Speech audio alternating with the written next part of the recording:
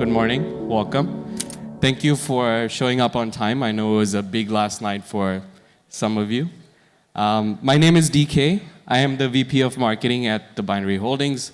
I have been the one spamming your inboxes and your WhatsApp chats. Please forgive me in advance. I will do a lot more of that tonight. So we've gathered here today to kind of go through the second day of the BNRY Summit, which is mostly geared around, at least the morning to afternoon session is geared around panels and insights from people you know, obviously industry titans, as well as our senior management and leadership team. You guys have the agenda on your mobile phones. As I said, I've been spamming you guys. So I guess we should kind of just dive in, right? Let's start with the first one, which is going to cover the birth of the BNRY Holdings. May I please welcome on stage Manit P, the CEO, and we'll get going. Big round of applause, everyone.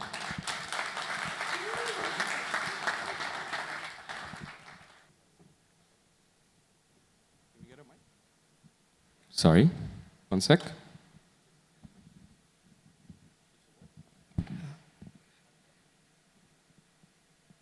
Good morning, guys. All right. MP, how was last night? Pretty awesome. How's last night for most of you? I think I saw the message at like 2:45 in the WhatsApp chat. After party in my room. And then I just went to bed after that. No, I think you were drunk. The message went at 12, Yeah. not at 2:45. I was working. Okay. Okay, cool. Let's dive in, yeah?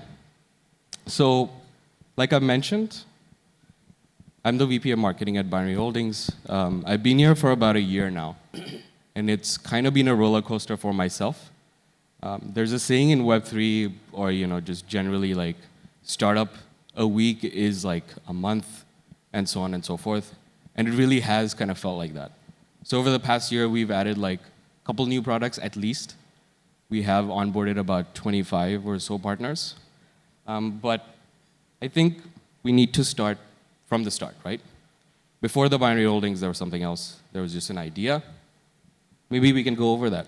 You said it's been 5 years since the company started by the poolside last night. Let's talk about that. So, for everybody who don't know about how this began, so I'll just start from the very beginning. In August 2020, I was in Bangalore, stuck, COVID. My brother-in-law and my cousin, we were just sitting down and saying, you know what, screw the jobs. We got to do something great, something better. Let's make some money out of it.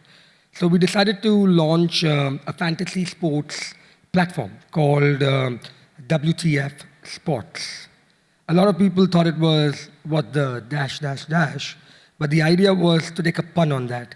And eventually we started with the fantasy sports platform, which is what I spoke about yesterday when David told me to go F off, that this platform is shit. During that time, excuse me. During that time, we built it, we got the users on board, and we very soon realized that this will not work in Southeast Asia. Because in Southeast Asia, anything which is cash in, cash out is considered gambling. And fantasy sports by the nature was always about somebody putting in money, winning, and taking the cash out. And without cash, we knew very early that people would not come on board, people would not use it. So eventually what happened was we transitioned into Fando, a TikTok-style sports content platform with a marketplace. And the goal out there was to test a couple of hypotheses. The first was, are people really enjoying 30-second sports content videos? While doing so, and they earn loyalty points, are they really redeeming the loyalty points? If they are, then what are they redeeming for? Are the creators able to make money? Are we as a company able to generate cash flow by selling data, by advertisements, licensing? And are we getting clubs who are willing to pay us, fan clubs who are willing to pay us just to launch their own economy on our platform? To our surprise, within 6-7 months, we moved from like 2 or 3 fan clubs to around 1,500 fan clubs. We started adding millions and millions of views and action points that took place. But unfortunately, as everything is going up, something has to go down. And that's exactly what happened to me. While the business was picking up, revenues were not enough to take care of every expense. So what I mean by that is, my cousin and my brother-in-law, who at that point were my partners, none of us could draw down a salary. Because with every startup, you need to put everything that you earn back into the business so you can keep scaling. Unfortunately, they could not, they didn't agree with that thought process. So they kind of called it quits and walked away. At a time when we had borrowed a lot of money from the market in debt, privately, not even from banks or anyone. And they left me at a time where suddenly from a 5-member team, we became a 2-member team. And then the two of us kind of relentlessly worked almost for 20, 21 hours a day to get the stuff rolling, getting the content up there, getting the partners up there, all of that stuff. And during that point, my daughter was only a year old. My wife tells me, in the first 2 years, I'm only spend 3 or 4 months hugging my daughter. That's it. Because it was to a point where if I don't keep working hard, keep pushing myself, either I'm going to crumble and die and move back where, as I said yesterday, there was no U-turn. I had to move forward. And luckily for me, when I decided that I want to move forward and become the world's biggest company, I don't know, the adrenaline rush, whatever you want to call it, it made me into a machine. It got me into a machine mode, and ever since, I've been in the machine mode. Like for example, last night, I was drinking with everybody, chilling. I think I think Raj was there in the room. I think 3:34, and then 4 o'clock to 5 o'clock, I had investor calls in the US. I finished that. I slept for 2 hours. I jumped into an ice bath, and I'm back again here. A lot of people told me, you look fresh. The reason is I look fresh not because I did what I did, it's just that I am in that mode of being a machine that, hey, you know what? Work just started, and we're not going to stop. During the course of the time, when we were building this, in Dubai, we realized that something needs to change, and that's when David and I, we discussed that, hey, you know what? We can't be a single vertical-oriented company because single vertical-oriented companies take a lot of time to scale, but after a bit of time, they will face competition, and suddenly your scale sustains or diminishes after a certain point of time. And that's when we gave birth to the BNRY Holdings, which became a holding enterprise. The idea behind that was, on one end of the spectrum, go and get as many users as we can, because that becomes our distribution point. The moment we have distribution and we are controlling it, nobody, and I say so, nobody can compete with us in this space. And on the other side, we said, hey, you know what? We've launched Fando, we've launched a gaming platform, we've done a couple of things. Now, instead of building, let's go out in the market and acquire companies. And that's how we went about and started getting products into the ecosystem. And luckily in the holding company today, we have almost 30, 40 companies that either we own 100% or we own a percentage of those companies, and they're all a part of the ecosystem. So that's how the BNRY Holdings kind of came into play, over a lot of alcohol, a lot of bottle throwing, a lot of jokes, a lot of laughters, but eventually we got there. Blessing in disguise for me, I got the partners that truly were meant to be my partners. And during that point, I had to figure out what next. Because while I had the ideas of what I wanted to do, I just didn't have the means of how to execute it. And luckily for me, I bumped into a friend of mine who recommended me to another colleague, another person. And coincidentally, his name was also Manit. And how ironic that the two people who were supposed to meet each other, talk to each other, and who started eventually working together both of them were called Manit. And that's why in our company, we don't call names anymore. We just say MP, MG, SR. We just create short forms. It's a lot easier. Right? And that's when I met Manit. And Manit, at that point, had just quit his previous company. And he was looking for a new challenge. So we started talking. We met at a cafe. We spoke for like 2-3 hours. We liked each other. So we said, hey, let's have a follow-up meeting. And suddenly a small cafe in Soi 35, which is in Bangkok, in Sukhumvit, we started catching up in a cheese and wine shop, sitting outside, where I was just having a few smokes, and he was munching on his French fries and so on and all. And we started talking, what can we do? Here is what we can do. And we brainstormed for months. We knew from that very moment that we wanted to work together, but we were still making sure that we're the right partners.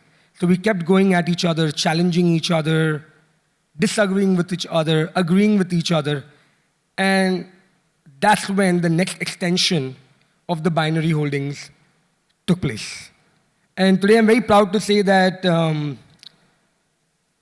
last year, MG or Manit, who was our chief marketing officer, transitioned into chief strategy officer, and eventually became my co-founder. And with that, I would love to have Manit Ghogar on stage, who can share his part of the story, because I told you where I got it till. Him and I discussed, and he added enough verticals and layers to take us to the next stage, so it would be best for the man to speak himself rather than me talking about it. So guys, Manit.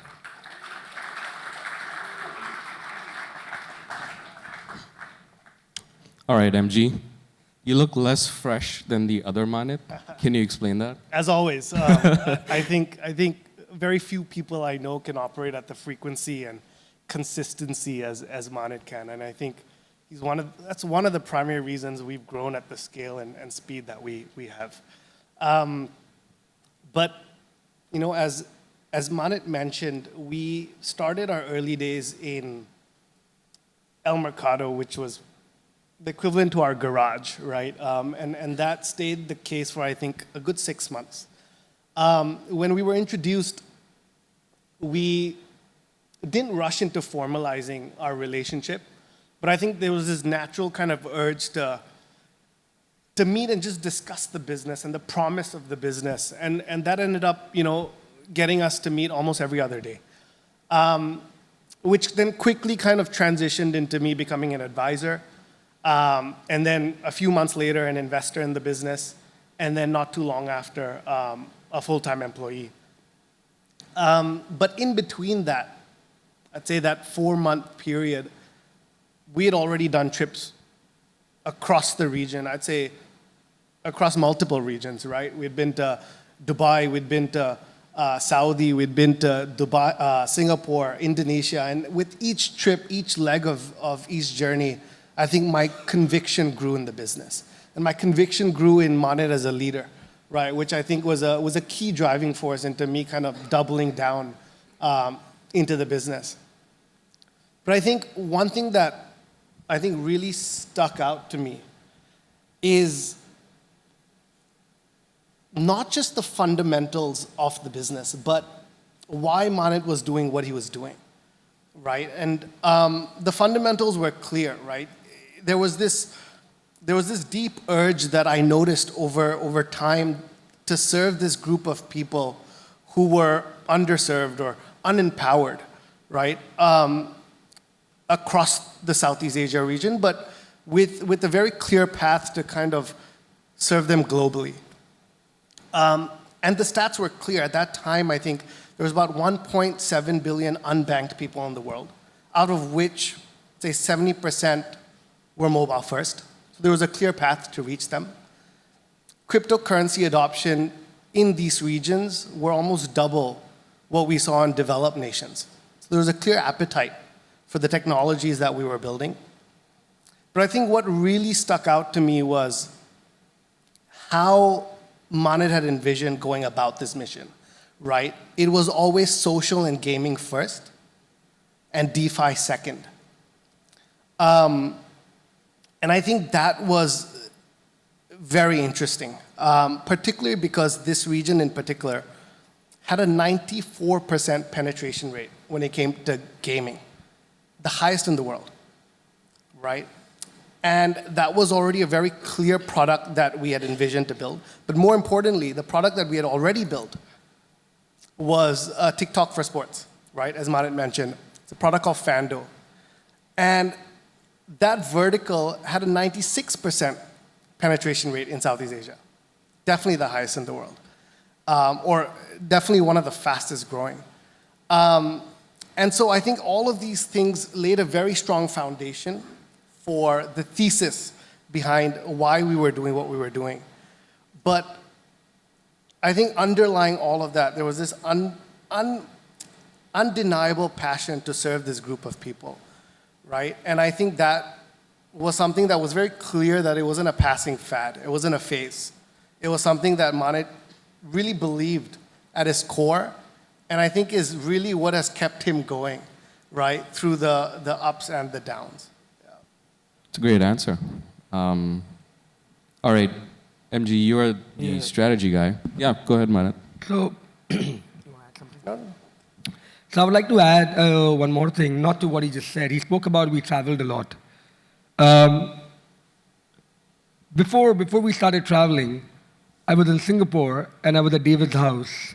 We were again, as usual, having a few drinks, few cigarettes, and then he calls up a random person on the phone and says, hey, you know what? You got to meet this guy. You got to talk to him. You got to figure out how you guys got to work.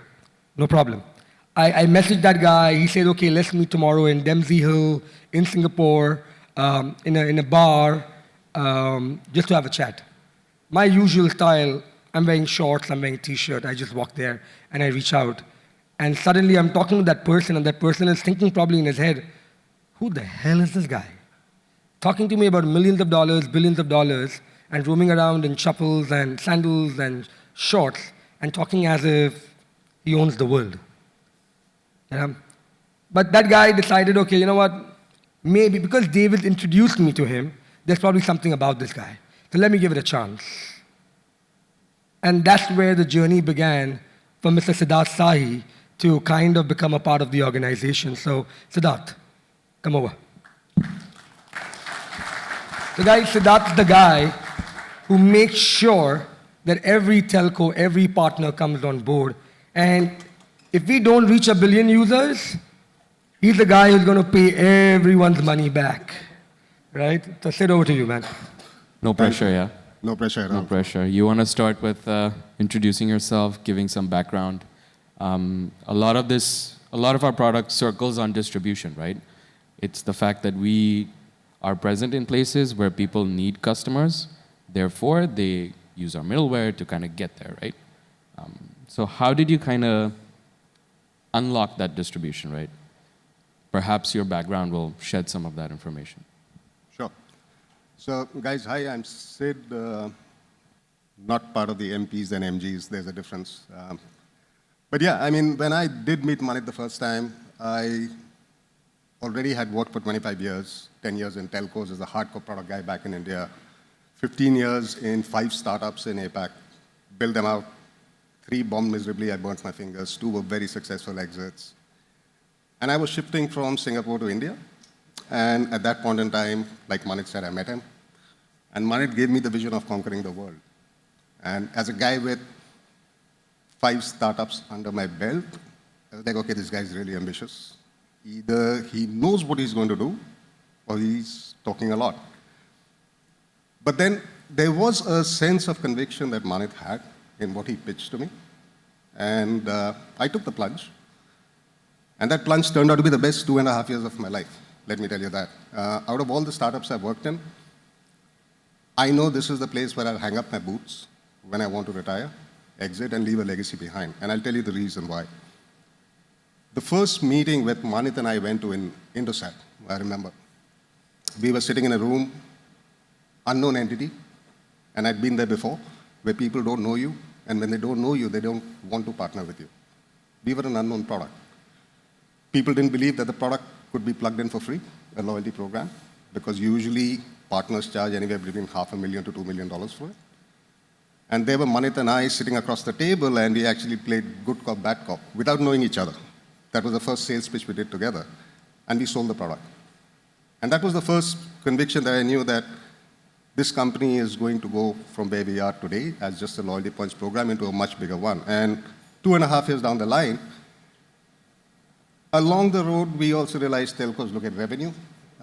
Traditionally, churn as one of the issues that we resolve for telcos, they don't know how to measure it. So what telcos look at is absolute numbers, P&L. They look at revenues, and that's where we made, I think everyone over here, Bobby as well, a conscious decision to build up the revenue product portfolio as well. But for us, this is just the starting. We talk about 169 million users. This is just the starting. I think there was an announcement, I can see Kamal at the back. There was an announcement with Hangama as well, and there are plenty more to come. We've got a very robust pipeline of integrations. But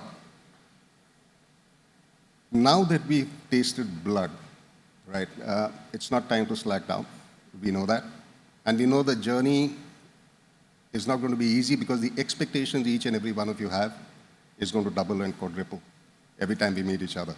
Because we've already started giving you the numbers, and now the journey to the billion, as Manit just said, we are already en route to it. We are pretty much on target. But at the end of the day, the proof of the pudding is when we are live with those billion users at the end of the year, and we meet up, and we toast to that. And that's what we're working towards. Right. Awesome. Sid, I'll ask you like a play-by-play question, because, we were an unknown entity.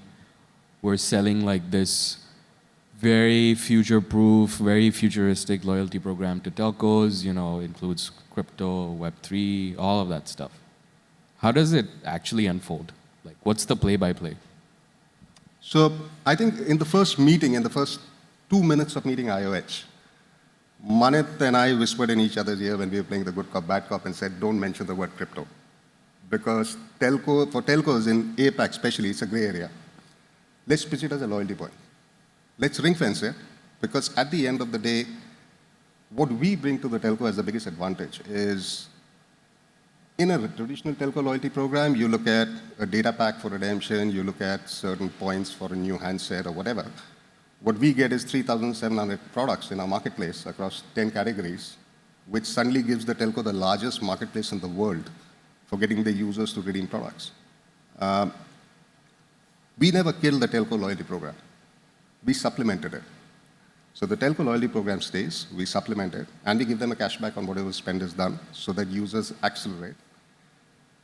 I think over a period of time, we've also realized that we want users to take low-hanging fruits. So we brought out vouchers. The voucher marketplace is going live everywhere that we are going, so that a user on a daily basis, and like MG said, MP's vision, a Grab driver or a Gojek driver who has a 50 cent or a 25 cent need a day to get 1 GB of data so that he can earn his livelihood, can probably get it through a voucher by just spinning the wheel on a daily basis. So you make a difference. You make a very minor difference, but you make a difference, because that 25 cents he saves, in Jakarta, he can actually go and buy his lunch.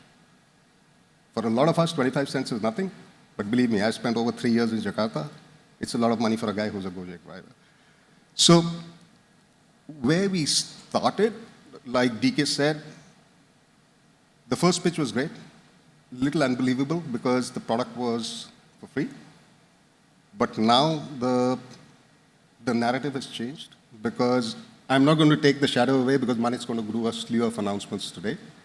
But what's coming up is so exciting that when we speak about it to telcos and partners, the effect is wow. Let's get on. Because let's face it, I'm a telco guy. I've worked in telcos for 10 years. We've got the consumer base, and that's where I think the vision was keep it simple. So we could have gone down the industry of airlines, we could have gone down the industries of the Agodas and everyone else. We went to telcos because that's where 100% of the human population is. Everyone owns a mobile phone, especially if I'm talking about Southeast Asia. And that is the industry you wanted to partner with. So we kept it really simple. But when you keep it ultra simple, you've got to have a UX that wows that user who may or may not be educated, but who just wants to click and have a seamless experience. And that's where these guys have really excelled in building out the UX, right? So I hope that answers. Yeah, makes total sense. All right, MG and Sid, thank you so much for your insights. You may head back to your seat. I have something pretty critical to discuss with MP, and he's no stranger to hard questions, right? We've spoken about a lot of products today. It's a lot of names. In between the breaks, I do encourage you guys to kind of look back. We have our team who will present our marquee products. You can ask any question you want. Make it difficult. They've trained for it. All right, MP. Let's kind of dive into the meat of this, right? The panel is kind of going to take a turn now. We've explored TBH's birth, distribution, positioning, what we're doing, so on and so forth. Raise the funding, but let's talk meat. Okay. How do you create shareholder value?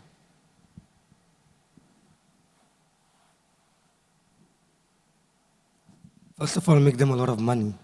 So that's for sure. But just to answer, two things. Creating a sustainable ecosystem, which has its own infra, which is its own layer one. Build a vertical where people can engage, which is a super app. Connect them together and reach out to a larger distribution where consumption takes place. And then open up the market for external parties to come in and start plugging in. By doing that, you validate a lot of things. So for example, you'll start having a lot of transactions on your chain, which leads to a lot of gas value or a gas fees being collected. So in a simple term, transaction fees, right? Number two, when millions of users are using the super app, external enterprise companies come to us and say, hey, you know what, can I position my product in your ecosystem? Can I advertise here? Can I do this? Can I do that? And suddenly your real estate becomes very valuable and you start charging money. That's how you grow. You keep adding more and more revenue to your business in cash.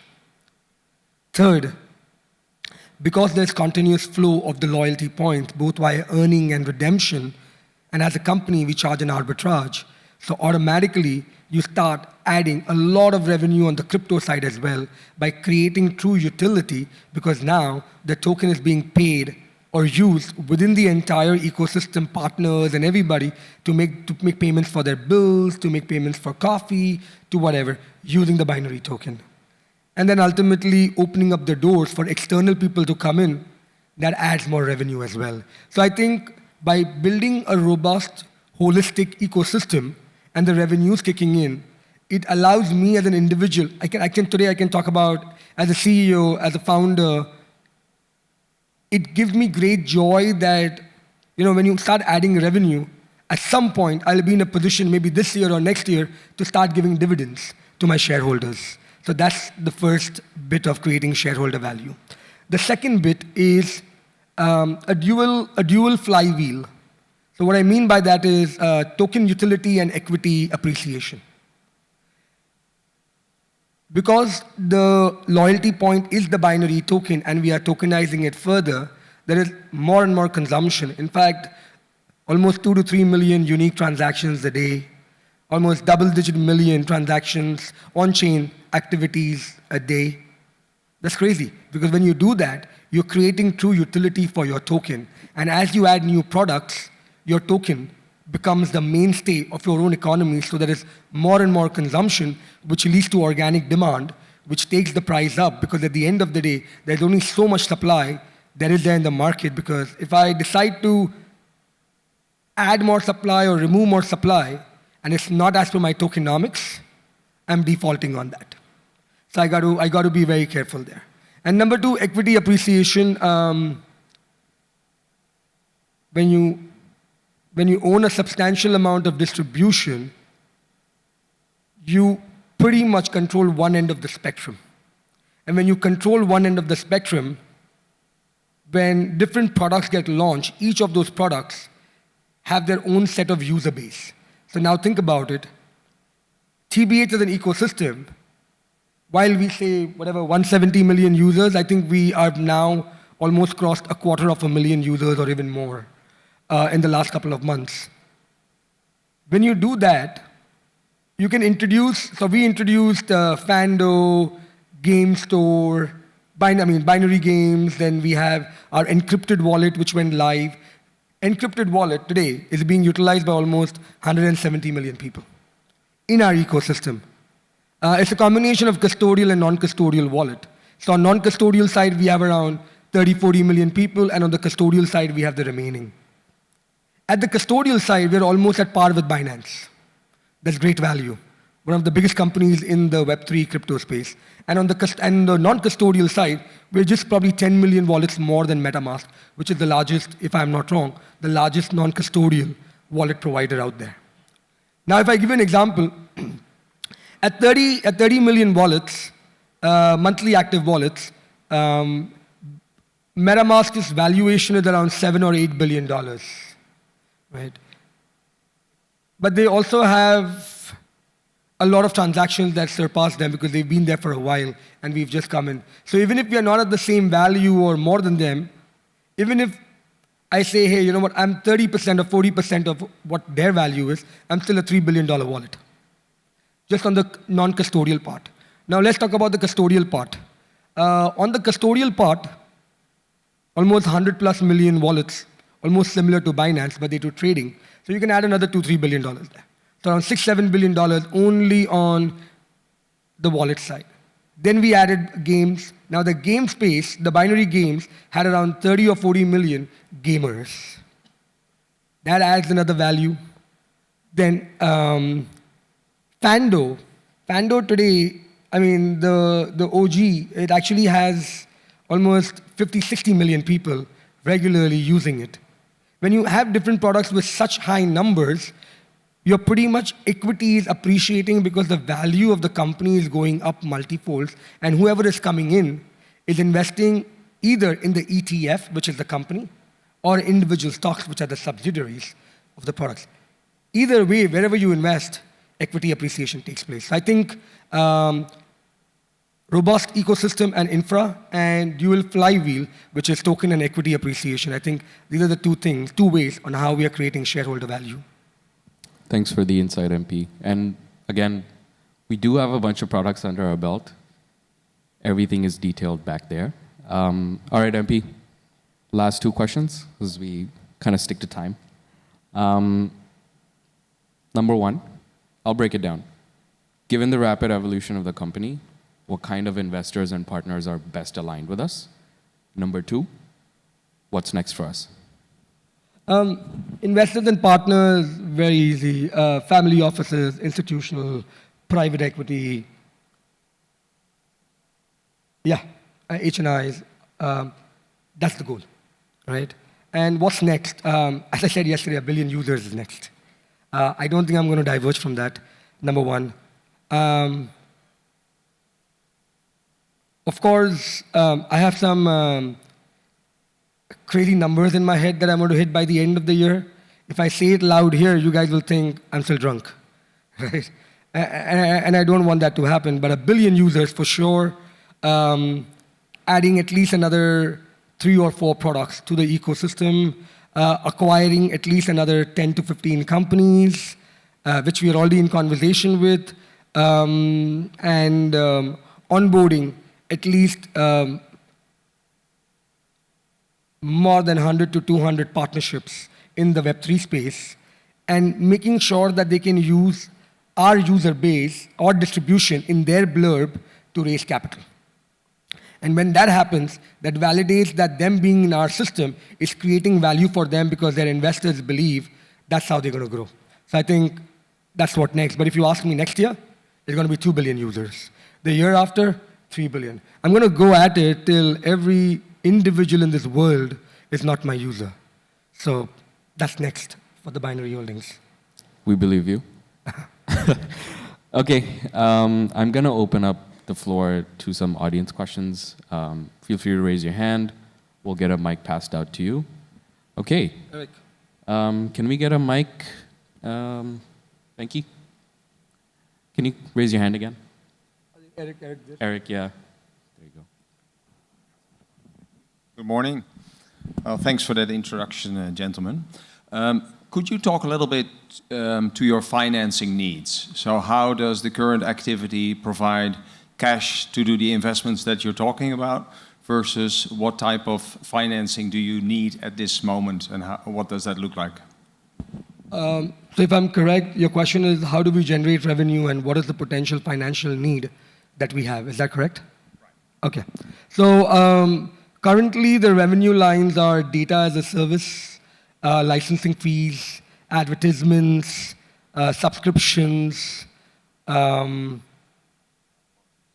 platform fees, gas fees, and the arbitrage that we make on the token movement within the economy. So these are 5-7 active revenue lines that we have. We already have another 3 or 4 revenue lines that we've not tested as yet, but we parked it, but we plan to test it over the course of the year. And the reason for that is you never put all your eggs in one basket. That's something that I learned very early. And by having multiple revenue lines, there are going to be months or years where some revenue lines tank, some revenue lines pick up, and ultimately it kind of sustains itself or adds up to a point where you're doing good revenue. So that's the revenue lines. Financing needs, I'm never going to say we don't need money, but the binary holdings as a primary investments, I think we're comfortable, we're good. We don't need a lot of capital there. We are a profitable company. I don't know, I think everybody last night found out that I'm the biggest miser in the room. I don't pay people, right? And that's probably one of the reasons why we're also profitable. Because when people join the binary holding, they should not be joining for $30,000 salary or a $50,000 salary. They should be joining for wealth creation. I'm more interested in people who are willing to gut it out in the long run, because when you have the same people working with you for a longer duration, you are more than likely to succeed and achieve your goals than somebody who keeps changing, or a lot of people moving in and out of the company, because that breaks the flow. So that's one. But all the subsidiaries like the wallet, the AI companion that is coming next, all the different products, we've spun them off as a separate subsidiary. And we've decided to raise capital on each of those products because we now want to build executive teams for each of those product lines and let them run the show on their own while they all bundle up into the binary holdings. So instead of me, him, or my senior management focusing on 20 products every day, we only talk to the executives of each of those product entities, get the updates, and strategize of what we can do next. Whereas we, as senior management, focus on 2 core things. I do what I do, which is sell, and the rest of the team make sure that operationally, product-wise, we are solid, we are robust, and we are innovating nonstop. So to answer your question, Eric, financing is more right now the need on the subsidiaries of different products, because eventually some of these will see a lot of public activities. So that's to answer that for you. Thanks for a great introduction, very inspiring. I guess my question is about purpose. Initially, when we met in my office in Dubai, and I think MG touched on it when you first met, you established TBH to serve the underserved, underpowered, unbanked 1.7 billion people. Is that still the purpose? Is it being diluted now with so many new products introductions? Is it still your North Star? Always. While the aspiration of building money for myself and for the shareholders, the essence of why the business started was always about serving the undeserved. So the goal was always empowering the unempowered. That's how I kind of always put it across. And the reason for that is because during my journey, when I was kind of growing into my professional career, I had a lot of lows. Then I had lows further. How low can you go below that, right? And during that journey, nobody empowered me. I went to a lot of people. I went to friends. I went to a lot of people. They all said, hey, you know what? We love you, but I'm sorry. Can't help you. So I felt very helpless, but luckily, things worked out, and I'm here today, right? a lot of resilience, a lot of effort, a lot of crying, a lot of depression, a lot of sleeping, not sleeping, and all of that, but we got here. And that's when I realized that if I ever get to a stage where I can deliver, my mission of empowering the unempowered will be the case, because that statement defined who I am and is the reason why I'm sitting here today. Because without that mission, everything else is all flat, because then I could potentially make it into a speculative business, sell the business, everybody makes money without a purpose. So empowering the unempowered still lies, and the only way I can do that is because 95% of the population requires empowering. The 5% doesn't, and out of the 5%, probably 0.00001% is sitting in this room. You guys don't need empowering. We have to empower. So, Kasam, to answer your question, that continues. All right. For the last audience question, for Joanne. Thank you.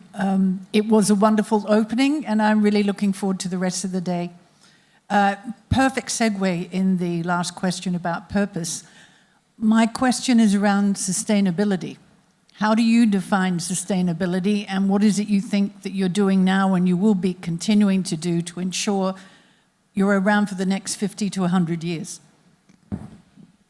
I think whoever's met me always asked me, what's your exit plan? Right? Are you ever going to sell your company? And I always said that, hey, you know what? I'm here to build a 100-year-old business. And I think I've been true to that. I've always said that statement, whether it's talking to Gilly, Alexander, Gassam, anybody. And I truly believe we can be a 100-year-old business or even more, because when you have a mission to empower the unempowered, you cannot do that overnight. It's a journey. It takes time to do that. It's one step at a time how you empower. So in order to do that, internally, we are doing a lot of different things. We already have a succession planning in place. As I said, I turned 40 last week, so I'm 40 years old. The day when we become the world's biggest company, I'll probably serve the company for another year and a half. And the reason for that is, which is probably 3, 4, 5, 7 years. The reason I'm saying 3, 4, 5, 7 years, I just don't know whether it's going to be 3 years from now when we become the world's biggest company, or 7 years from now when we become the world's biggest company. Because we are going to become the world's biggest company. And at that point, my successor will already be ready to take over. So currently, my successor would have around 12 to 14 years of experience.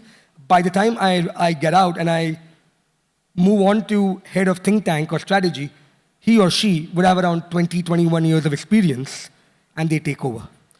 That person continues doing the same thing in line. So every time we are moving forward and years pass by, sustenance kicks in, because somebody or the other is always being trained to take over the existing role of the current person. So that's number one. Number two, by becoming the main infrastructure of every ecosystem. So for example, telcos, banks, OTT, entertainment, technology, e-wallets, anything. The moment you become the middleware or the backend for each one of them, you've created an extremely sustainable, interoperable, and seamless ecosystem. And once you do that, you create value. And when you create value, nobody wants to leave that ecosystem, because the consumer is making money, millions of micro entrepreneurs are getting an ability to become successful. A lot of big businesses are getting a cross-border open network platform to do commerce. And if you think about it, it almost becomes like a small digital nation of itself. And when you build a digital nation, and that too decentralized, then you have governance protocols that come in where you build DAOs. And when that starts happening, the power goes back to the people. And when people have the power, you can keep scaling and scaling. And to answer your question, Joe, that's how we plan to make a more sustainable entity which can survive and last for as long as we believe we should be able to make it last. Thanks for the answer, and thank you to the audience for their questions. Oh, we have one more. Yeah. This will be the final one. Thank you.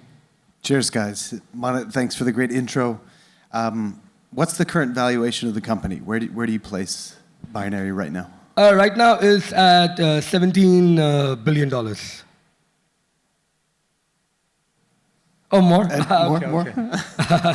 No, because he asked me what's the valuation, so I just gave him the answer. 17 billion is the current valuation. The plan is to see how we can make it a 3x, 4x by the end of the year. And the only way we can do that is by getting the billion users. Guys, just think about it. In your head, think about how many companies you know of which have a billion users. And then think about what their valuation is. And also think about those companies, how many of them literally depend 95% on one revenue line. Right? Meta, 97% revenue advertising. Google, 97% revenue advertising. Just imagine some Tom, Dick, and Harry like me comes in and disrupts even 5% of it. Their stocks are going to tumble because they're going to miss their earning calls. And that's going to hit them so bad, which further justifies that we are more valuable than them because we're not just dependent on one revenue line. Plus, with so many products coming in, each product has its own user base, which would be from 50 million to 500 million users. So each one of them stacks up in its own self and keeps appreciating the equity of those entities also. And they're all 100% owned by the binary holdings. Apart from that, the binary holding also has 33, 30, 20, 15% equity stake in another 20, 30 companies. And they are also scaling, so their value also gets added to the holding company.